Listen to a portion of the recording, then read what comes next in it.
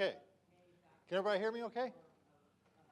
Well, it's my pleasure to be here today. I appreciate the sponsors allowing me to talk about what I think is a pretty important topic, and that's mass timber, in parentheses, CLT research needs and challenges.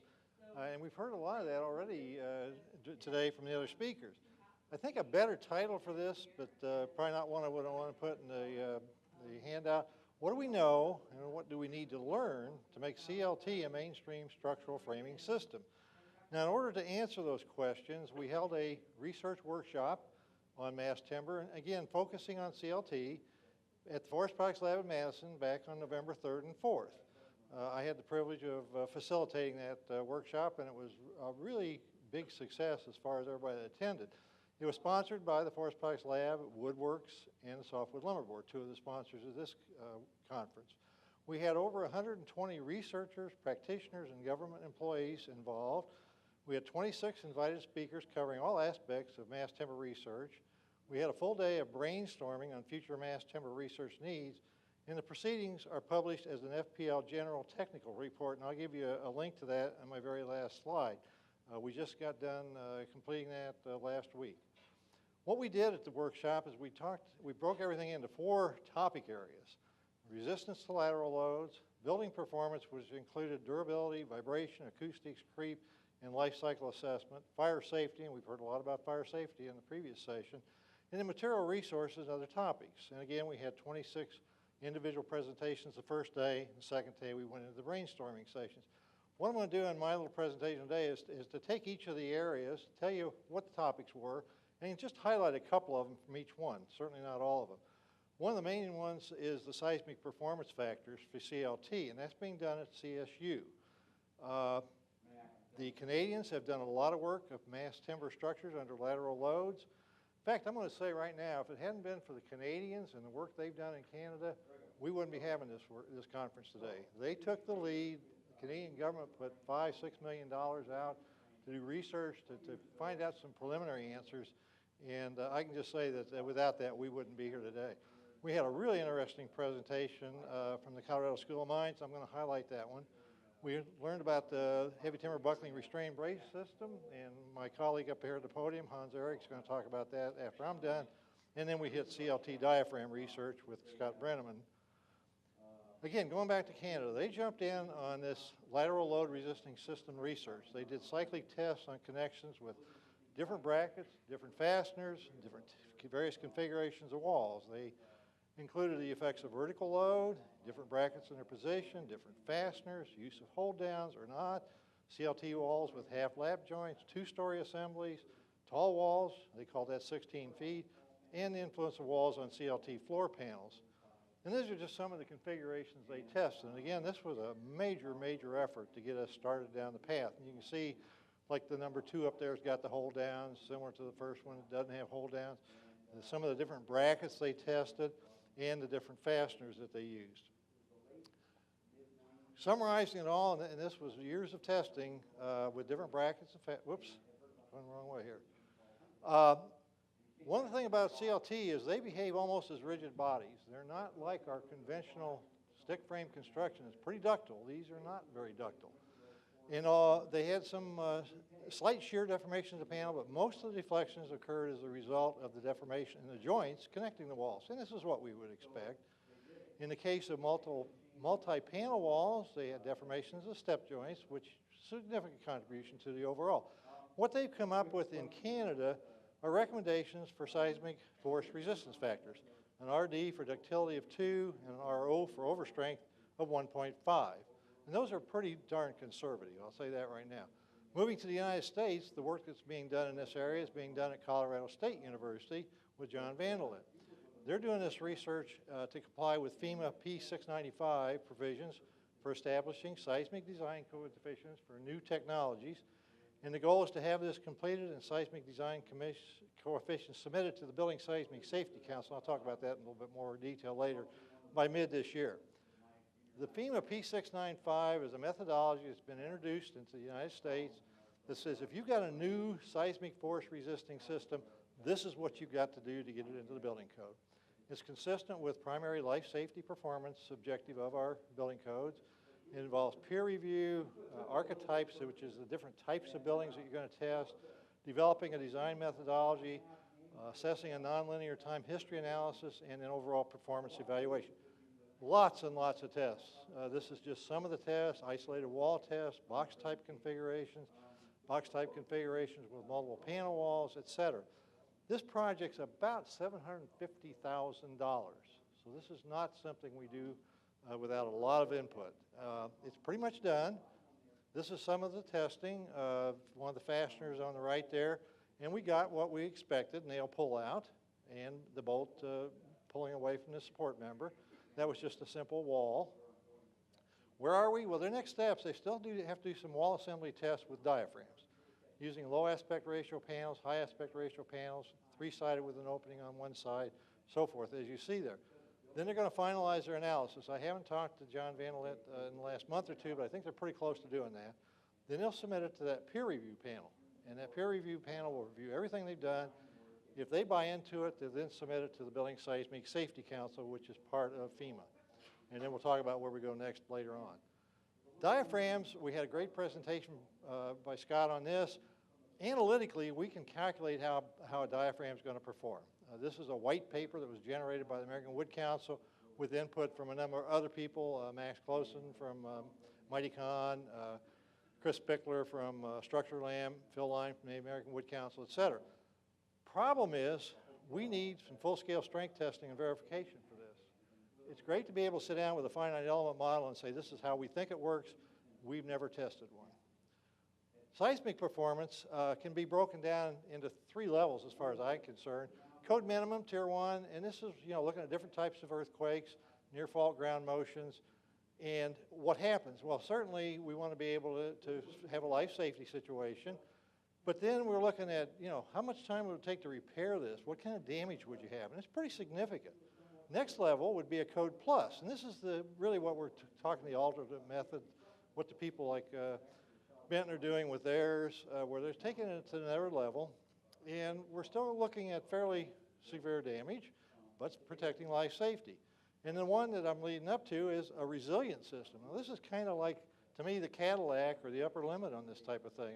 I'm pretty impressed by where they're going. This is technology that's really coming out of New Zealand. And you can see, just for example, on a service level earthquake, instead of taking 1 to 7 days to repair it, you're talking 30 minutes. So we're getting a lot more ductility in the system. Earlier I mentioned this is not a real ductile product. They're looking at different options. This is a multi-university project: Colorado School of Mines, Washington State, University of Washington, etc. And they looked at a couple of different ways of doing this, and what they want to do is add ductility and dissipate energy, which is what we do with a typical conventionally framed wall, and remain damage-free or damage limited at large deformations. And this is what they call a rocking wall. And it uses post-tensioning rods down through the wall. I'm not going to go into a lot of detail on this. It's a very intricate test. They've done a number of these tests now with different configurations, different pre-stressing or post-tensioning levels, etc. And what they've learned is that the proposed seismic design procedure for tall timber buildings result in CLT walls with adequate performance, adequate to what they expected. The rocking CLT panels have good ductility. They looked at a hierarchy of desirable limit states and identified that. They did find that variability in CLT materials is a concern.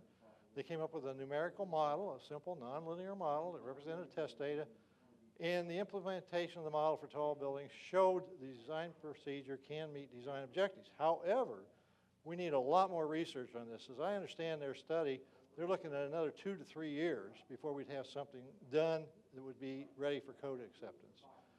Building performance was another topic area. We had Canadians talk about acoustics, vibration, and creep. We had the Forest Products Lab talk about high-growth thermal performance. Had a colleague from Sweden come in and talk about acoustics again. And then Jim Boyer from Dovetail talked about the need for a comparative life cycle assessment. Now, LCA is a buzzword, but we use it all the time. How do we compare this mass timber or cross-laminated timber building to an equivalent steel building or equivalent concrete building from a life cycle assessment? Again, going back to the work done by FP Innovations in Canada on 3 areas: acoustics, vibration, and creep. They're one of the few organizations that have taken this on. They've done a great job. Acoustics, you know, if you're developing these tall buildings with multifamily applications, condos, acoustics is huge. We've got to have some way of controlling sound. Of course, the code says that we have a sound transmission class, an STC. We can measure that through laboratory measurements. And in the IBC, it says we have to have an STC of 50 or more. And that's where loud speech would be faintly audible, loud music barely audible, et cetera. In other words, you are not going to destroy your neighbors in your condo. If you look from the CLT handbook, and we haven't talked much about the handbooks, there's 2 handbooks for Canada and the US. They're each about 500 pages. If you just have a 3-layer CLT panel, you're talking about an STC class of 32 to 34. Not good enough. If you add 5/8" gypsum board, you only get up to mid-30s. Takes 2-layer or two 3-layer CLT panels with a sound installation material in between to get to that 50. Now the handbooks have a whole bunch of these, but we're just scratching the surface on sound. Vibration's a huge issue, especially in floor systems when you're talking about walking across your floor in your apartment and what's happening out in the hallway if it's continuous. National Building Code of Canada does address this. They have requirements for a joisted floor without topping and for steel joists with a concrete slab. They have nothing on joisted floors with concrete and nothing on CLT, and this isn't even addressed in the U.S. codes to the best of my knowledge. The Canadians have come up with a model for predicting vibration performance. Is FP Innovations and the University of New Brunswick. This is their model. It's an equation, a pretty simple one, and it pretty much predicts how a floor is going to work from a vibration perspective when people walk on it. Question is, does it apply to CLT floor systems? They've done some subjective tests at Forest Products Innovation, and it tends to support this. And the comparisons with the European design methods are pretty positive, but we're not there yet. Creep. Early European studies said that the long-term behavior of CLT is comparable to that of plywood. And comparing it to glulam, which is a very similar mass timber product, it's about 30 to 40% higher. They did the exploratory study on this at FP Innovations, and they come up with some information using the ASTM D6815 standard, which says they can meet the standard requirements by doing this testing. And this is an equation right out of the NDS for an engineer to predict the total deflection of a member, and we have a creep factor built in there. What they're recommending is 2.0 for CLT. That compares to 1.5 for glulam, which is in that 30% difference range. Fire safety. We've been hearing a lot about fire safety. Dave Barber, in our previous session, talked about exposed mass timber. Canadians talked about their research on fire. Forest Products Lab has done an interesting study on cross-laminated timber, and we've got some inputs from the American Wood Council on a property protection view. So a lot of different topics there. We've seen similar type slides. This is my favorite slide. I'm a glulam guy from 45 years ago. I've been using these types of slides forever. I probably run 100 different glulam fire tests. Wood's a great heat insulator, develops that char layer, goes out after the fire source is removed, and still retains good strength. And that works for both glulam and cross-laminated timber. Our colleagues in Canada jumped in again right up to front, did a lot of full-scale testing according to their standard, which is it's a different name, but it's the same as our ASTM E119 test. They developed charring rates, fire performance of the adhesive, in this case a polyurethane, which was being used by their supplier, their CLT supplier, came up with a calculation procedure for US and Canadian standards, and did some additional tests. Now, this all led, I got ahead of myself.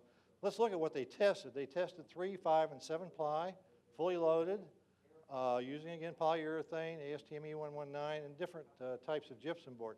For walls, a 5 ply, unprotected, will give us about 57 minutes, close to the hour. 7 ply is certainly almost 2 hours. And you add some gypsum, and you're going to get there easily. For floors, 5 ply unprotected gives us 96 minutes. 7 plies, we're almost 3 hours. Benton was talking about his system that's going to get 3.5 hours. So we know that CLT performs really pretty well. It exhibits a significant fire resistance, very similar to glulam. Some difference in that you have a step charring model. It's not constant. Failure modes are different from walls to floors. But in the bottom, at the end of the day, we do know a fair amount about how to test the CLT and how it's going to perform. This all led to being incorporated into the 2015 edition of the National Design Spec. Chapter 16, been there for many years. It was there primarily for heavy timber glue lam. Allows the designer to calculate a 1, 1.5, or 2 hour fire rating. And CLT was added based on mostly this Canadian research and some other research. We added a new table for CLT char rates. We've got equations for calculating char depth, and we can come up with design values. So an engineer can walk through this and say this system's going to get 1 hour or whatever. There's been some compartment fires. I'm not going to go into a lot of detail on this. Amanda was talking about this. It's something they're going to be doing. Our colleagues up in Canada at NRC have a great facility. They did a 3-story apartment unit with no sprinklers, put furnishings in there, set it on fire, and they got 185 minutes out of it with no structural failure. Now, this was with gypsum. No fire spread beyond the compartment boundaries, and it was very similar if you ran a non-combustible test with steel. American Wood Council did a compartment fire test last year, a 16 by 12 room, 2 layers of type X gyp, and again, same type of thing with furnishings, different times through the thing, and I believe Dennis showed this one in his presentation. When you got done and cleared the debris out, the wood really wasn't damaged. Their conclusions are that CLT protected by 2 layers of type X is going to perform similar to any steel frame structure. How about if one wall is unprotected? Turns out you get almost the same performance as the 2 layers fully protected. 2 walls, now we're looking at what we're calling delamination, failure of the outer layer at about 40 to 80 minutes. If you go within all walls, we really don't know much of how that's going to perform. And we need, as Dave Barber said, we need to look at that. Material resources and other topics. This was our closeout session. The Forest Products Lab, Rusty, who's on the steering committee here, talked about the CLT supply chain. Benton talked about his timber concrete composites. You just heard about that.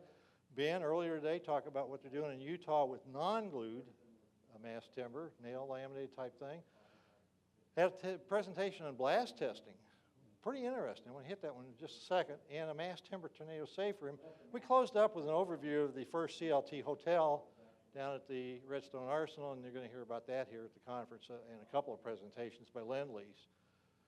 Mass timber tornado safe room. You know, we want to be able to provide for people in the tornado zones with a room in their house that they can go to and be safe. The idea is to design a residential tornado safe room using wood framing systems, primarily CLT at this point in time.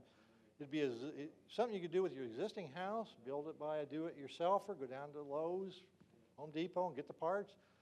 Have it low cost and size to serve other functions. If you want to build a big safe room, you could have a living room that would be your safe room, not just an 8x8 room, and to work on optimizing material usage. They've got to do testing on this.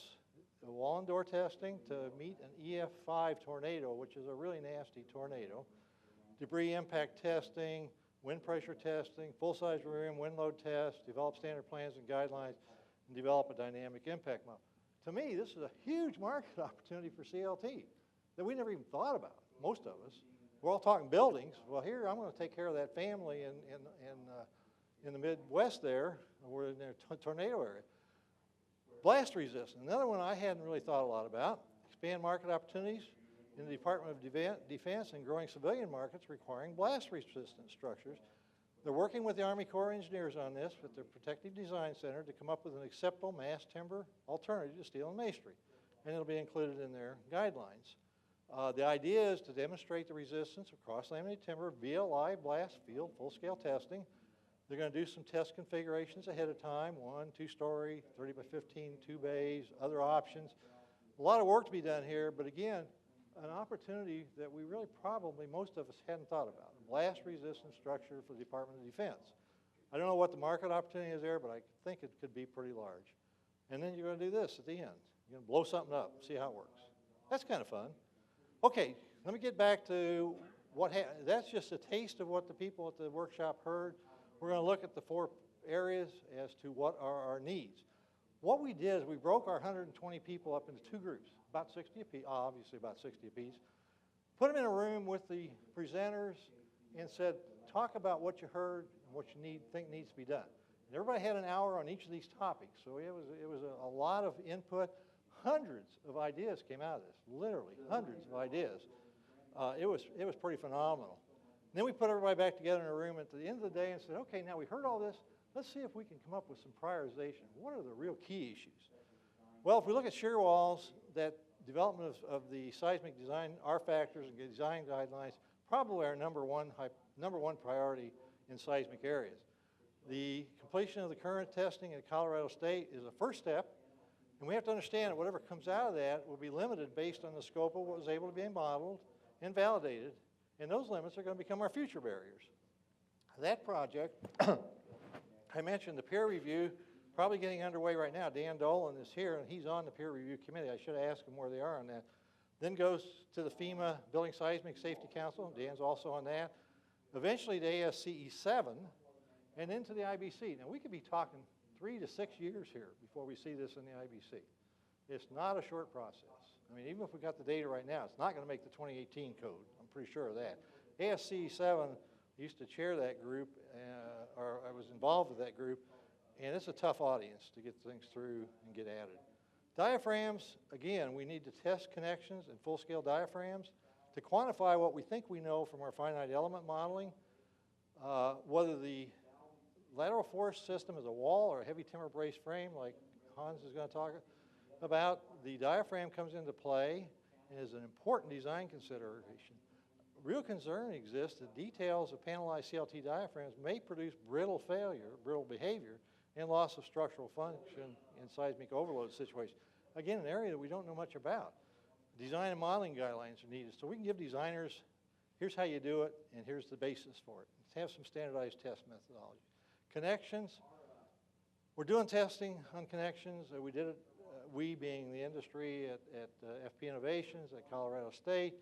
If a manufacturer wanted to sit down and go through a FEMA P695 research study, you're talking, again, $750,000 maybe. And most manufacturers are not going to buy into that. And hopefully what we learned from the testing at CSU is going to be able to give us a basis for moving forward without doing all that testing.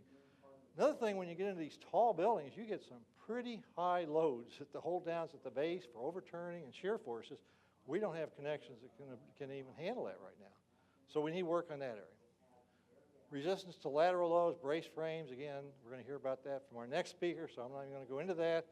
He'll tell us all about it and what we need to know. But the idea from this was we really want to look at this strongly because it could move us forward into an area we've never done before. It's not in the codes. Go to building performance acoustics. Again, a lot of multifamily apartments. Acoustics is a big concern. We need more research on how to best achieve good acoustic performance. And from our Swedish friends, we found out that sometimes the sound frequencies we're looking at really aren't even the important ones. So we have to look at a wide range of frequencies and construction systems. How do we handle flanking sound? All the different ways that sound can move through a wall or a floor. Life cycle assessment, it was really strong support that we need an LCA study comparing a CLT frame building with competitive materials, obviously steel and concrete, to demonstrate the environmental benefits. We all know they're there, but when you talk to an engineer, an architect, or an owner and say it's there, they want proof, and we don't have it. And we have to be very careful on selecting a project. It's got to have reproducibility of data. The partners have to be willing to share it, publish it. They looked at a number of projects, and they haven't quite picked one yet that they're going to do. That's a dovetail. Vibration. Again, that's a key design variable in these buildings on the mass timber floors. Many variables affect it, spans, boundary conditions, floor weight, and a lot of others. And we really need to do more to assess that. We've got that model that they talked about from Canada. That's for just a simple floor. It really doesn't go much further than that. And another vibration issue that came up from the workshop is, again, we're going to build these tall buildings, the 18-story building at the UBC. How does the wind affect that? What kind of vibrations do the winds induce in these tall wood buildings? Maybe Benton's got all the answers on his, I'm not sure. But it's something that we don't know much about, and we really need to take a strong look at that because people are going to ask us that question. Again, on building performance, the moisture issues, we've not really done much work on moisture issues. Leaking, the building envelope fails, and you get moisture into it. Bulk water, Forest Products Lab is going to move into this direction pretty quickly to come up with some information on how we can address moisture issues. And again, that creep issue, big deal. We know a lot about creep of other products, lumber, glulam, LVL. We really don't know much about CLT, and we really need to come up with a better design, a better understanding of how this works. Fire safety, We heard this one a couple of times, connection performance. Fire resistance of connections are really important. They can either be concealed or exposed. And on the right side there, you'll see one of each. We don't have any way of testing those. There's no standard fire test for a connection, for a glue lamp, for 1 hour or 2 hours. And we have no tested assemblies that I'm aware of right now. We've got ways of suggesting how to get 1 hour ratings by hiding it in wood, putting a jip around it, whatever, but we don't have any test data, and that's going to limit us, I think, in many, many cases, not having that answer. Adhesives, we heard somebody ask a question earlier about this. Adhesive is a big concern. We call it delamination. That's, again, somebody mentioned how do you even define delamination. In the glue lamp industry, delamination is when the glue fails due to exposure to moisture and just disintegrates. So in this case, I guess it's when it burns away. And it does happen in the fire exposure, and you get multiple flashovers. Dave Barber talked a little bit about that. The FPL has done some interesting research on different adhesives. And all adhesives are not equal, I'll tell you right now. One of the best ones is our good old standby of a resorcinol. We've been using that in the glue lamp industry forever, and it has the best performance. And they looked at different CLTs, but a lot more testing is needed on adhesives from a fire standpoint. Maybe the biggest one, and it's not, I don't know if you call it research, how do we tell the fire service, the code officials, and the insurance industry what we know? Somebody said, you know, we know it's going to burn, but it really shouldn't restrict us in market growth. Do we do seminars, webinars, brochures, one-on-one sessions? That's a big one that we've got to come up with a plan from the industry. And heard this one earlier from Dennis. We need to convince the International Code Council to increase heights and area limitations for heavy timber, type 4 construction.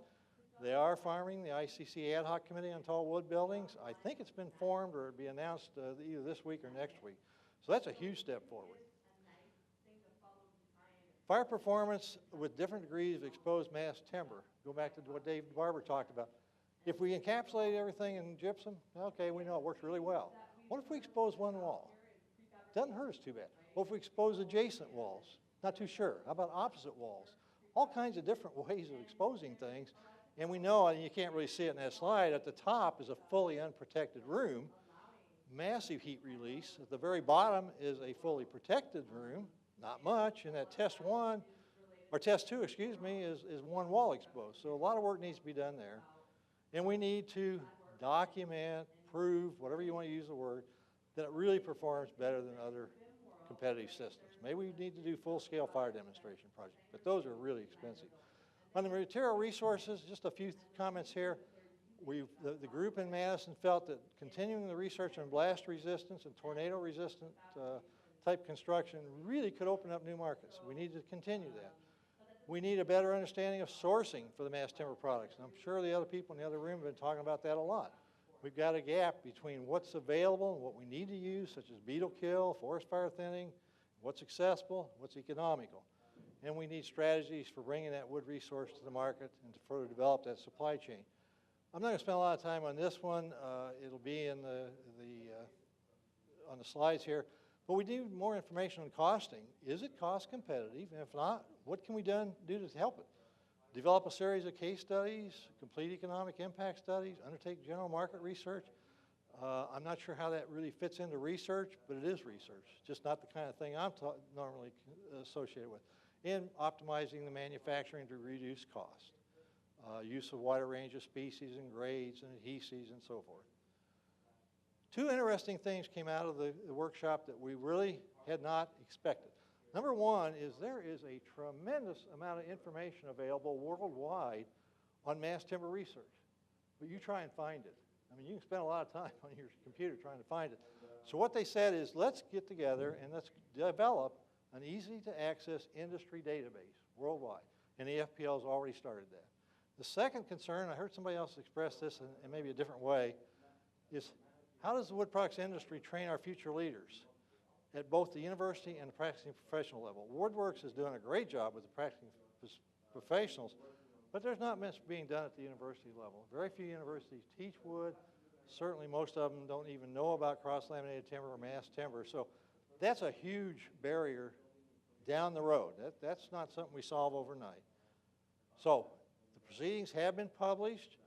Their general technical report FPL GTR 241. They're on the FPL website you see there.